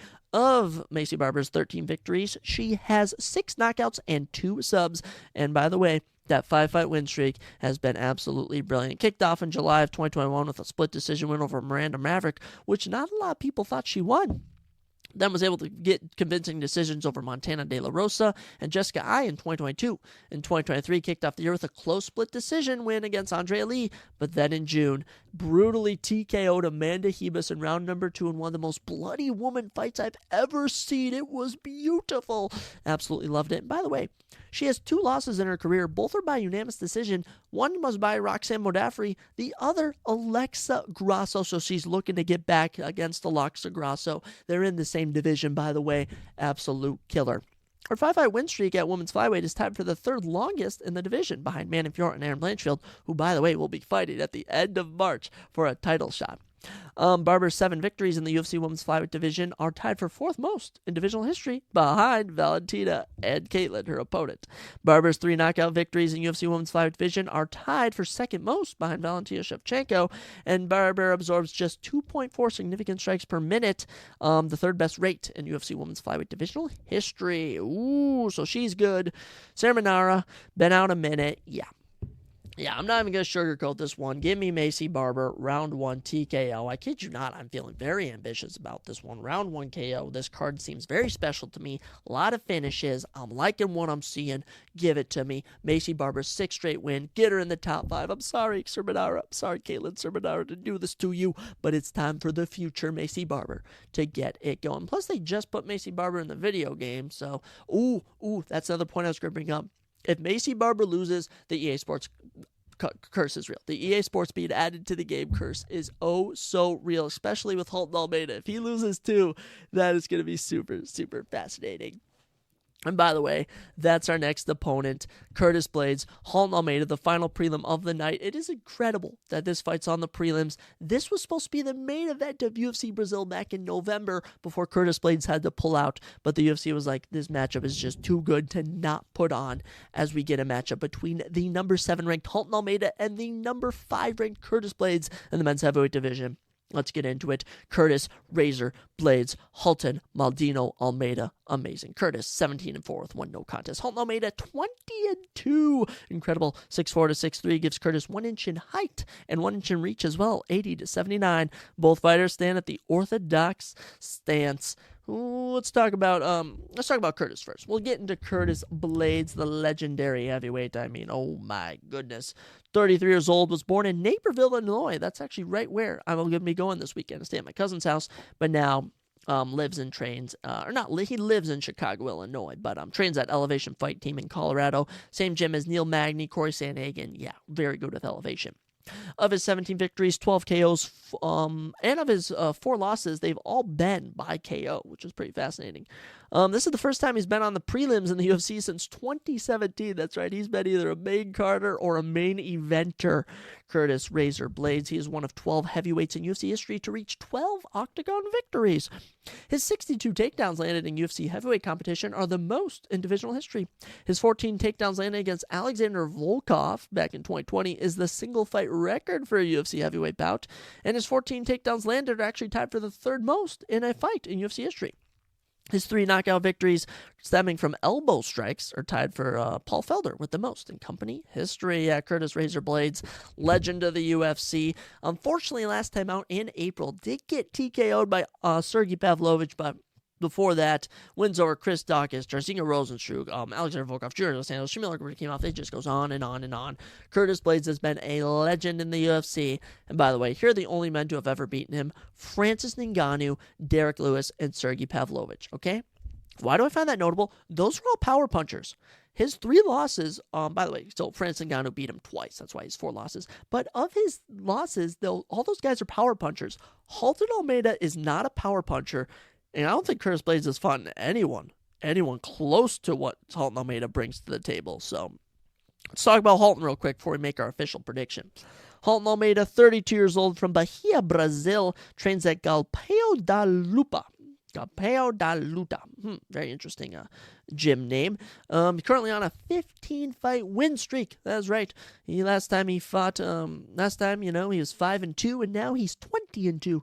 Impeccable. Of his 20 victories, 7 KOs, 12 subs. That's right. He has finished 19 of his 20 opponents, and of his 2 losses, only 1 was by KO, and that was back in 2017. And of course, I mentioned these 2 are supposed to fight in November, so this is a bit of bad blood brewing here. Halton Almeida is 4-0 since moving up to the UFC heavyweight division in May of 2022, where he used to fight at light heavyweight. His 4-fight UFC winning streak at heavyweight is the longest in the division. He has registered 21 minutes and 10 seconds of ground control time last time out, the single-fight UFC heavyweight record and 4th most overall in company history against Derek Lewis back in November. And Halton Almeida has absorbed just 2 significant strikes in the first 5 fights of his UFC career, which is unheard of. That is unheard of. We're talking Khamzat Chimaev good. Crazy, crazy, crazy. In the UFC in general, he is 6-0, won on Dana White's Contender Series. This guy is absolutely nuts. I mean, absolutely nuts. I don't know how he didn't finish Derek Lewis. There really is no explanation for it. No one could really figure out how he didn't do it, but you know what? Impressive stuff. Impressive stuff from Halton Almeida last time out, but this matchup is very interesting, okay, because we both know both these guys have power in their hands. They can both punch well, but they choose to grapple, and we have not really seen Curtis Blades have to deal with a grappler, okay? I won't lie. The last time Curtis Blades was taken down was round 5 against Alexander Volkov, where that was the fight where he landed 14 takedowns. It was pretty much gassed by the end of the fight. Volkov just took him down, and Blades was like, oh, I don't care. But other than that, I mean, 2016 he got taken down. He even won that fight when he got taken down. So this is going to be a clashing of styles we have yet to see. This is Halton Almeida's biggest test. I don't know how it's going to go. I'm very torn, but I do like to ride with the young blood, so I will be picking Halton Almeida. But don't be surprised if Halton Almeida gets fraud checked. Okay, I'm going by decision too. I do not see a finish in this one, but actually, anything could happen in this fight. It is absolutely nuts how crazy this fight could potentially be. I am so pumped for it, very excited for it. But I'm picking Halton Almeida by decision. I could even see split. I'm seeing some grappling. I'm seeing some striking, but I could see either man gassing out. I could see either man keeping their stamina too. It is just the options are unlimited here. The options are unlimited. And, it's just something we've never seen from both these guys. So it'll be once in a lifetime type of fight. So fun stuff there.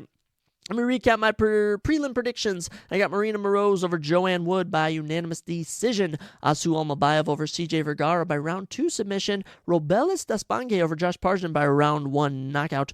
Ayan Kudalaba over Felipe Lins by round 3 TKO. Michelle Pereira over Michael Okajacek by round 2 submission. Kyler Phillips over Pedro Munoz by a split decision, we'll say. Matus Gamrot over Rafael Dos Anjos by round 2 submission. Macy Barber over Caitlin Simonara by round 1 TKO. And Halton Almeida over Curtis Blades by round decision. Was decision. I said decision. I'll keep it at decision, okay? That's where we're going to keep it. But now, let's get into The main card. The reason we're all going to be watching is for the main card, and it is a star-studded main card, the best that I've seen in a long time. We've got 5 more fights to talk about on this episode, so let's not waste any time. Let's get right on into it as we journey to the men's bantamweight division as number 4 ranked Petr Yan takes on number 7 ranked Song Yadong to kick off the main card. Oh man, Petr No Mercy Yang, Song Kung Fu Kid Yadong. Petr Yan is 16-5. Song Yadong is 21-7-1 with 1 no contest. 5'8" to 5'7" gives Song Yadong 1 inch in height. Both men have a 67-inch reach. Petr Yan has a switch stance. Song Yadong, orthodox stance. Where do I begin? Let's start with Petr Yan. Because I am so torn on this fight. I am so torn on this fight. They're just both so talented. Petr Yan is on a 3-fight losing streak. 1-4 his last 5. It's been a rough going, but the 31-year-old, born in Russia, all right, fights out of Omsk, Russia. You know, he's a boxer, trains at RCC Academy and Tiger Muay Thai. So super talented. 16 wins, 7 KOs, and 1 sub. So only finishes 50% of his fights. Of his 5 losses, you know, he's never been finished. Never been finished in any of his career losses. And dude is just unreally talented. By the way, of his 5 losses, 3 of those by split decision. You know, a lot of people thought he never lost the Aljamain Sterling fight. A lot of people thought he never lost the Sean O'Malley fight. You know what? He did get dominated by Merab Dvalishvili, but we now know after the Henry Cejudo fight just how good Merab Dvalishvili is. So, if anything, it's impressive Petr was able to last and even took down Merab. Okay, but you know it's just tricky. Petr Yan, you know, his 3-fight losing skid is the longest of his career. He hasn't won since October of 2021. He became the first fighter in UFC history to lose a title by disqualification at UFC 259 against Aljamain Sterling. That was brutal. He is one of 2 fighters in UFC history to hold the interim and undisputed bantamweight titles. Renan Barão also accomplished this feat, and Yan's 10 knockdowns landed in the UFC bantamweight division are tied with Marlon Vera, Cody Garbrandt, and Montel Jackson for most in divisional history. Yeah, Petr Yan's good, amazing boxer, and I will say his weakness against Merab was wrestling. His weakness against Sean O'Malley was oddly striking. Weakness against Aljamain Sterling was always grappling. But, you know, it's kind of a mix of styles. And I honestly, you know, I want to pick Song Yadong, but something's kind of telling me that Petr Yan may get this done by unanimous decision. You know, it just feels like it's been a while. It's been a while since he fought, but we'll see. Let's check in with the Kung Fu Kid, Song Yadong, real quick. 8-2-1. In the UFC bantamweight division since he dropped down. He used to fight in featherweight early on. 26 years old, young, born in Heilongjiang, China. Now fights out of Sacramento, California. Trains at Team Alpha Male. I mean, that's Uriah Faber's gym. Josh Emmett trains there. Chad Mendez, Yan Cheonan, who fights for the belt at UFC 300. She trains there.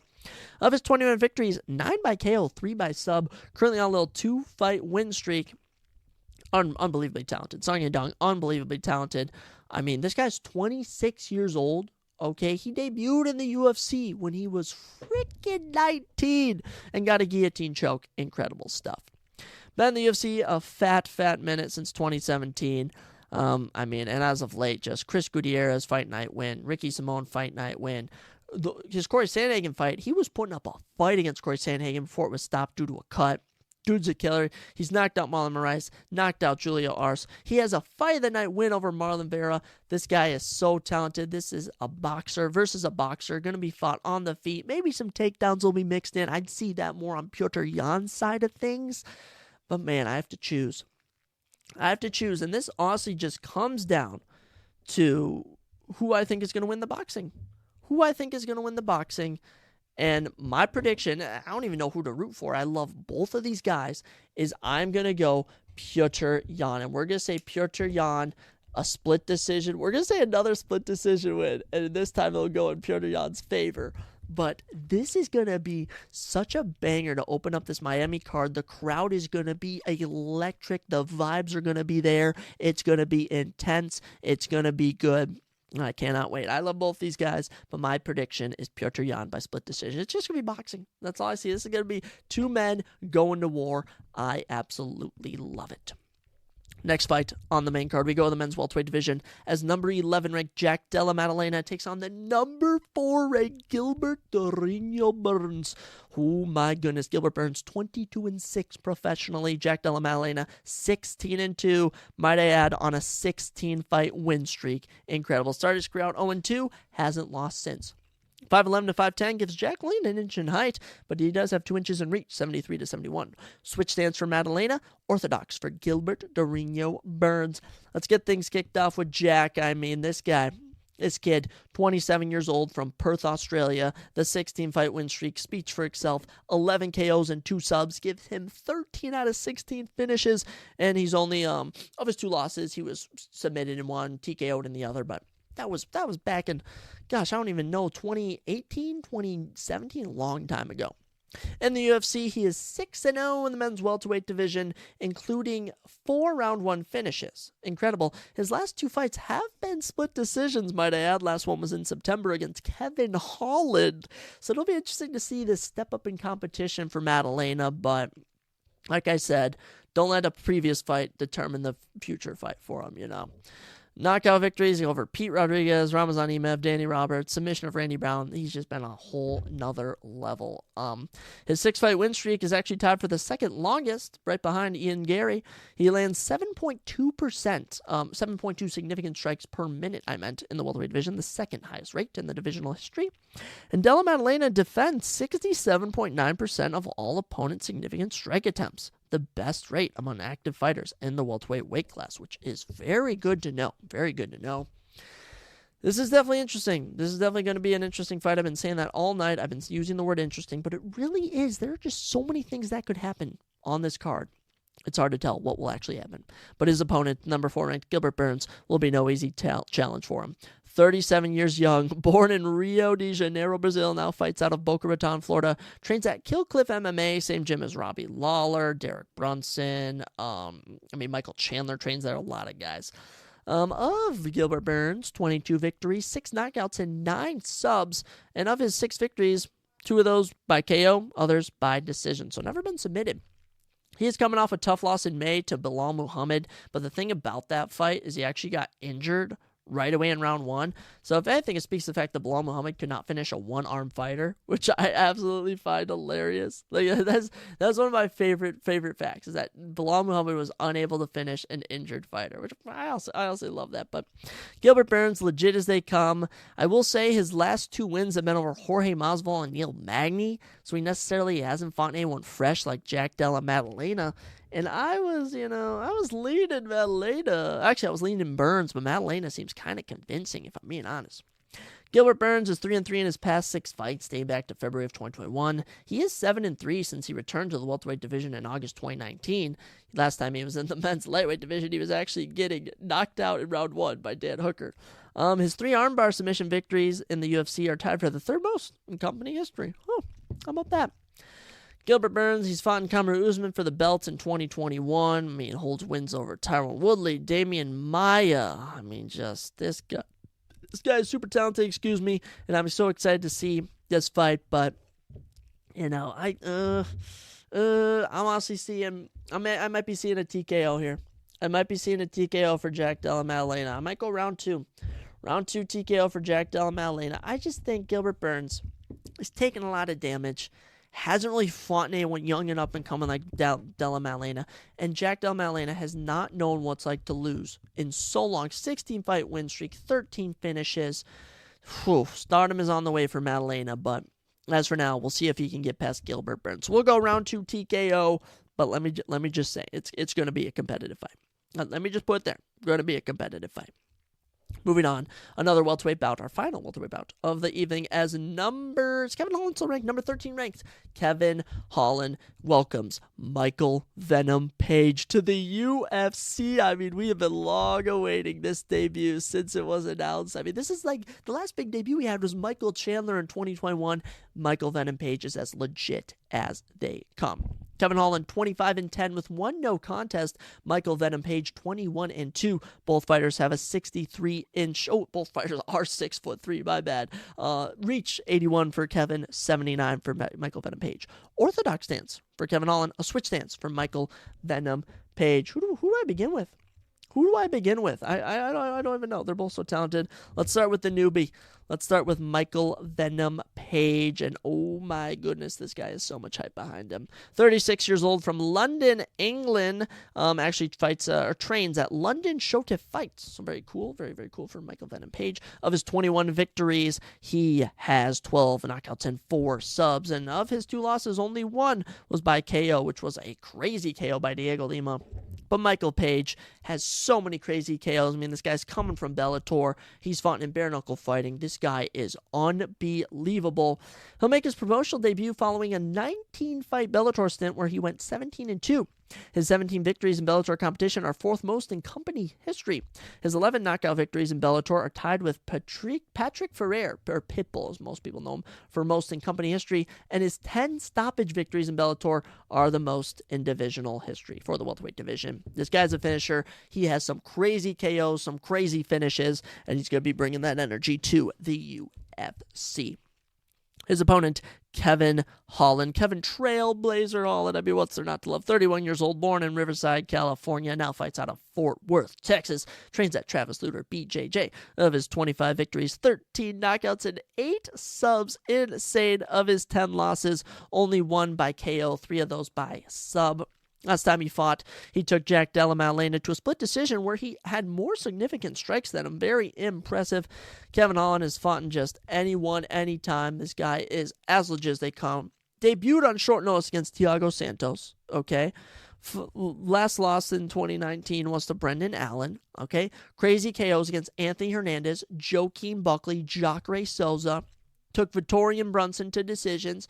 And the welterweight division, that was all in middleweight and light heavyweight, okay? He fought Alex Oliveira, TKO'd him round 2. Fought Tim Means, submitted him round 2. Took on Hamza Chimaev on hours' notice. Literally not even a full day's notice. Took him on, did get submitted, but got respect along the way.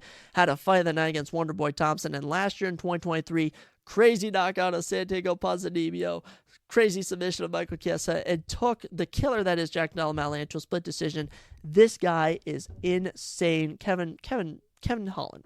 I'm a freaking fan. I'm a fanboy of you, Kevin. You are so talented. His 21-day turnaround between UFC main events, like I said, when he lost between Brunson and Vettori, is tied with Devison Figueiredo for the shortest span in company history.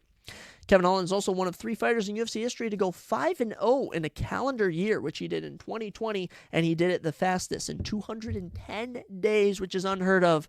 But I'm sorry, Kevin. I'm such a fan of Kevin Holland, but I gotta be honest, they're not bringing in Michael Page because he sucks. They're bringing him in because they want a star, and I think Michael Page will get a round 2 highlight reel KO for the boys. I gotta keep the pod moving, but that's all I gotta say. This could potentially be fight of the night. Actually, any of these fights could be fight of the night, but Michael Page, you're a stud. And with that, we go on to our final 2 fights of the evening, our co-main event and our main event. Let's not waste any more time, because I have to get going. I have to drive to freaking Chicago soon, okay? So let's keep it moving. Getting us going, we got our co-main event. 5 rounds in the men's lightweight division as number 12 ranked Benoit Saint-Denis takes on the number 3 ranked Dustin the Diamond Poirier. Benoit God of War Saint-Denis takes on Dustin the Diamond Poirier. You can hear the excitement just pouring out of me. This fight's going to be spectacular. Dustin Poirier 29-8 with 1 no contest. Benoit Saint-Denis 13-1 with 1 no contest. 5'11" to 5'9" gives Benoit 2 inches in height, and he also has an inch in reach, 73-72. Both men throw that left hand in the southpaw stance. Let's start with the young buck, the up-and-comer, the number 12 ranked Benoit Saint-Denis. 5-fight win streak for this kid. I mean, it's actually tied with Paddy Pimblett for the second longest in the division behind Islam Makhachev. All right. Benoit also boasts an impressive 100% finish rate. All 13 of his career victories have come by stoppage. Saint-Denis' 5-fight UFC stoppage streak is the second longest among active fighters in the company, behind the one and only welterweight menace that is Shavkat Rakhmonov. I mean, Benoit Saint-Denis, was there not to love? The stuff he's brought to the French market is insane. And he actually debuted at UFC 267 in 2021 on short notice at 170, not even his natural fighting weight, against Elizeu Zaleski dos Santos. He lost that fight, but since then, he's yet to lose. And that's been his only loss of his career so far. Undefeated at lightweight. Rear naked chokehold of Nicolas Doze. Knockout of Gabriel Miranda in Paris, might I add. Some round 1 submission of Ishmael Bonfim last year.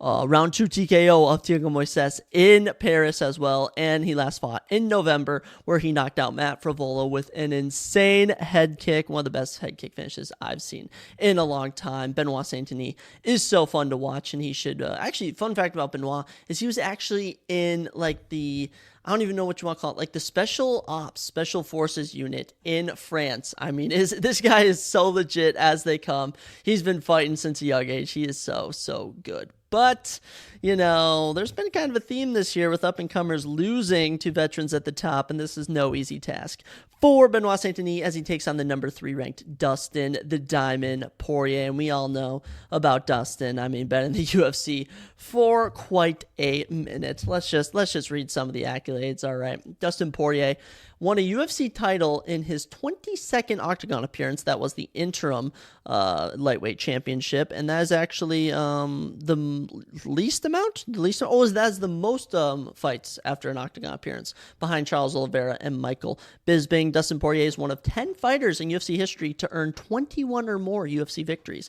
Poirier is 13-4 with 1 no contest since he moved up to the UFC lightweight division in April of 2015. Of course, he had a stint at featherweight with fights against the Korean Zombie, Max Holloway, Conor McGregor. Lots of fun matchups. His 8 knockout victories in the lightweight division are second most in the division's history. And Dustin Poirier is the only UFC lightweight in history to land 150 more significant strikes in 3 separate fights. Dustin Poirier and Dan Hooker combined for 390 total strikes back in 2020, which is the single fight record for a UFC lightweight bout.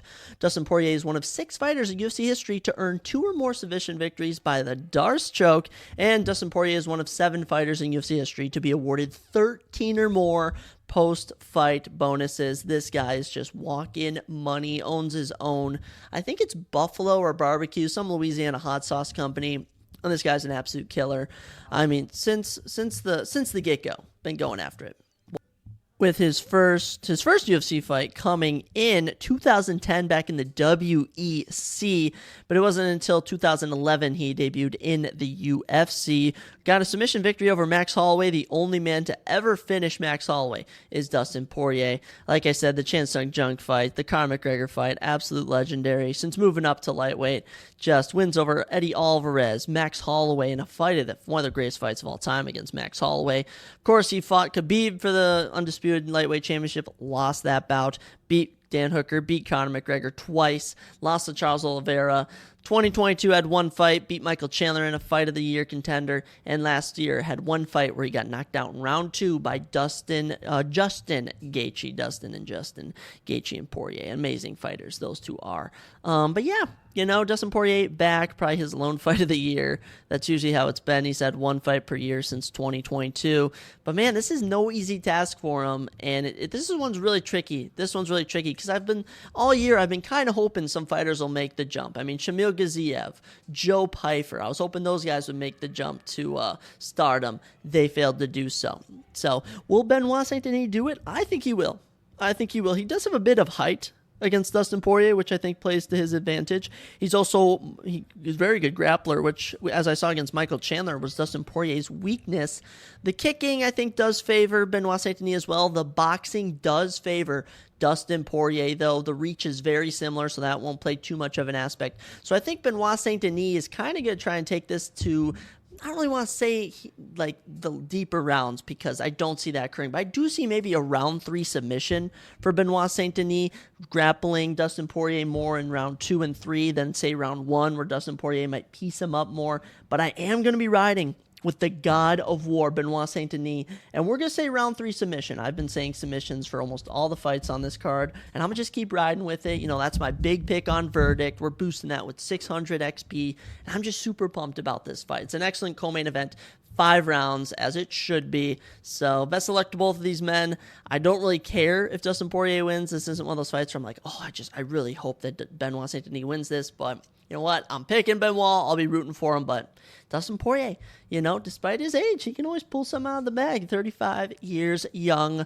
And with that, With that, we get into the final fight for UFC 299, the main event, what we're all going to be paying our hard-earned money to Dana White for, and that is the Bantamweight Championship fight between Sugar Sean O'Malley and Marlon Chito Vera. This fight is absolutely insane. So pumped for the rematch. Let me bring it to you. Sugar Sean O'Malley, 17-1 with 1 no contest. Marlon Chito Vera, 23-8-1.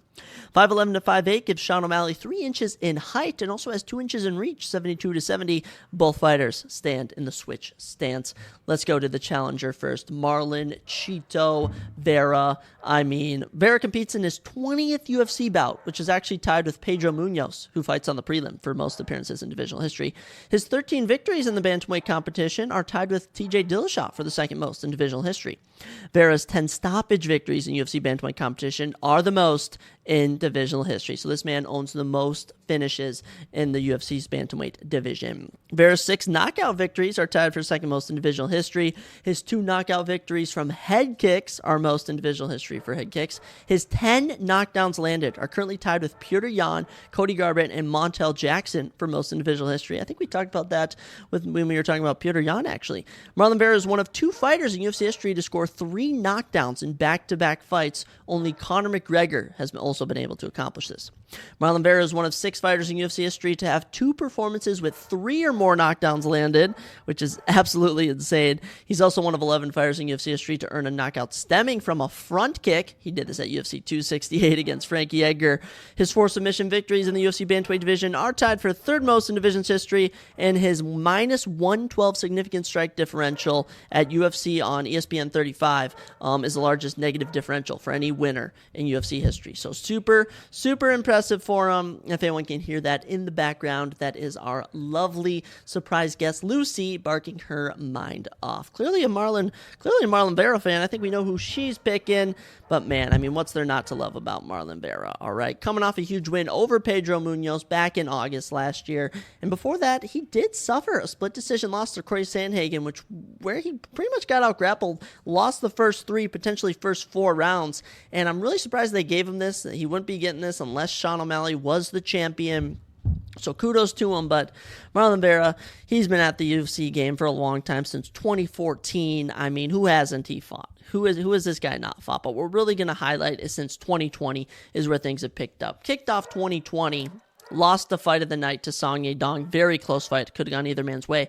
Then beat Sean O'Malley. But the stuff around the first Sean O'Malley fight is that Sean O'Malley pretty much just rolled his ankle, hurt his ankle. He tore something in his foot. He really damaged it and pretty much just fell down, and that was that. Okay, he got TKO'd. It wasn't even that bad of a TKO. So if anything, this is the true official rematch we're getting, because Marlon Vera didn't really truly TKO Sean O'Malley, and up until then, it was pretty even striking-wise until Marlon Vera landed just a couple more shots at the end. But after that, lost the close fight to Jose Aldo, in which some people thought he won. Went on a tear with a 4-fight win streak, finishes of Frankie Edgar, Dominic Cruz, destroying Rob Font's face.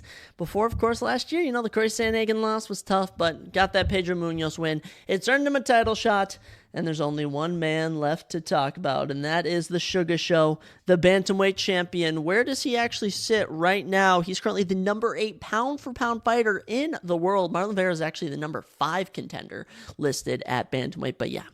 The bantamweight champion, Sean O'Malley, and this guy is just absolutely nuts. Who doesn't love this? Who doesn't love Sean O'Malley? You love him or hate him. He is fun to watch. He is one of 8 fighters to hold the undisputed UFC bantamweight championship in history. He's one of 2 fighters to win a UFC championship after being signed off of Dana White's Contender Series. Jamal Hill also did this. He's earned 13 of his 17 victories by stoppage, and he's actually finished all 6 of his UFC opponents by knockout, which I find crazy impressive. His 6 knockout victories in the UFC bantamweight division are tied for the second most in divisional history.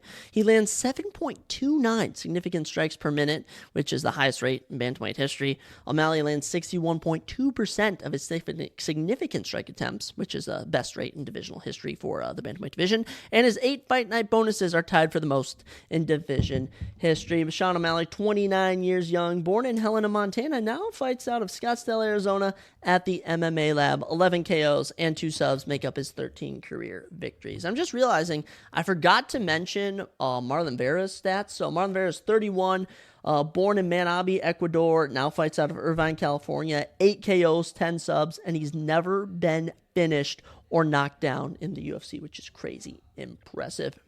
He's actually been fighting professionally since 2010, so he's been fighting since he was, gosh, how old was he? And he's like 17 years old when he started fighting. But the main thing you were going to notice is that there's a lot of Ecuadorian support since we're in Miami, Florida. So that's something you're going to see from Marlon Vera. But Sean O'Malley, he's a star in his own right. I mean, been fighting in the UFC since Dana White's Contender Series, the second episode back in 2017. That was, of course, when he wowed Snoop Dogg with his amazing KO of Alfred Kazakhan, whatever. But, yeah, since then, crazy knockouts of Eddie Wineland, Jose Quinones, Thomas Almeida, Chris Muatino, Raulin Paiva.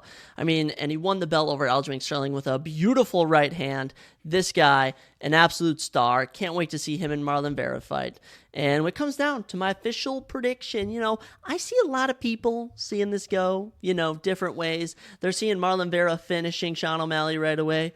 They're seeing this go all 5 rounds in a very sort of Yoel Romero Adesanya, no one wants to engage type of approach. But what I saw from their first fight, I think Sean O'Malley has the techniques to become the first man to finish Marlon Vera. I have nothing to lose picking the way they finish, only by predicting who I think will win. So give me Sean O'Malley, round 2 KO. Did it just happen? Yeah, he just got round 2 KO. But I think he gets a feel for Vera in round 1. And, it's the magic number. It's been the magic number this year, okay? Alexander Volkanovski just got knocked out in round 2, and I think that's what's going to happen. Sean O'Malley remains your bantamweight champion with a round 2 knockout of Marlon Vera. I think he catches him good, catches him with the right, drops him, maybe even with the left, maybe even hits him with a leg kick. How ironic would that be? But that's my prediction. It should be a good fight, though. This whole card is absolutely amazing. Super pumped to watch it. And yes, that'll do it. That is it. We are finally done covering UFC 299. This may be the longest card we've ever covered, and I'm definitely going to top that for UFC 300. We're definitely going to go very in-depth into every single one of those fights, but that's all I got. That's all I got for this episode, folks. Had a fun one talking about the NBA, NHL, some movies, some UFC news, and of course, our full UFC 299 preview. So, with that, let me know who you guys are predicting down below. Shoot me a DM. Follow me on Verdict MMA ZTR 2002. And as always, I'll catch you next time on the Surprise Jab Podcast.